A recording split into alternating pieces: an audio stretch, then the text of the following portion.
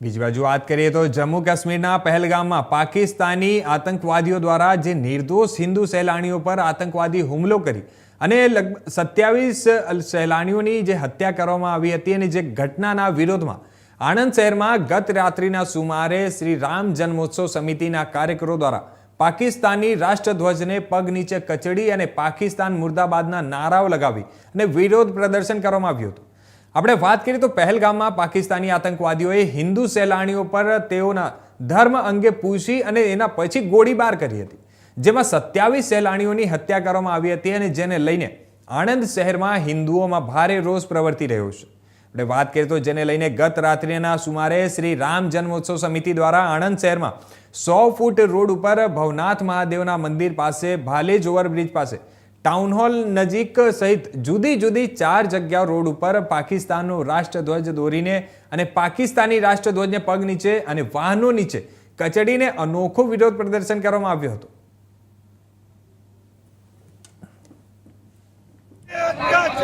जिग्नेश प्रजापति प्रमुख श्री राम जन्मोत्सव समिति અને હિન્દુ અગ્રણી આજે જે કાર્યક્રમ આપવામાં આવ્યો છે વિરોધ પ્રદર્શન જી પાકિસ્તાને જે ભારતના અંદર ઘૂસી એના પાકિસ્તાનના આતંકવાદીઓ જેમણે ભારતની અંદર પગ પેસારો કરવાની ભૂલ કરી અને સૌથી મોટી ભૂલ એ કરી કે કાશ્મીરમાં જે લોકો પર્યટકો હતા, ભારતના વિભિન્ન ભાગોથી જે પર્યટકો કાશ્મીરની અંદર ફરવા ગયા હતા એમને ટાર્ગેટ કરી અને સાથે એમને કલમો પડતા આવડે છે કે નહીં, એ હિન્દુ છે કે મુસ્લિમ, અને જો હિન્દુ છે તો એને ગોળી મારી દેવામાં આવી। તો આ જે સ્થિતિ ઉત્પન્ન થઈ એના વિરોધમાં જે પાકિસ્તાની આતંકવાદીઓએ આપણા દેશ ઉપર હુમલો કર્યો છે એના વિરોધમાં આજે અમે જાહેર રસ્તા ઉપર પાકિસ્તાનનો ધ્વજ દોરીને પાકિસ્તાનનું અપમાન કરવાનો એક નાનો અમથો પ્રયાસ કર્યો છે। અને આનાથી વિશેષ કે પાકિસ્તાની જે આતંકવાદીઓ ભારતમાં ઘૂસ્યા છે એનો વળતો જવાબ પણ અમને વિશ્વાસ છે કે આપણા દેશની આર્મી આપશે, આપણા દેશના પ્રધાનમંત્રી એનો વળતો જવાબ ચોક્કસ આપશે।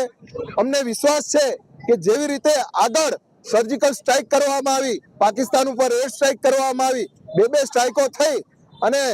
જેમ પાકિસ્તાનના હાજા ગગડી ગયા હતા તેમ આ વખતે ફરી વખત ત્રીજી વખત સ્ટ્રાઇક થવી જોઈએ, જેમાં અમારા જે 27 હિન્દુ ભાઈઓ મર્યા છે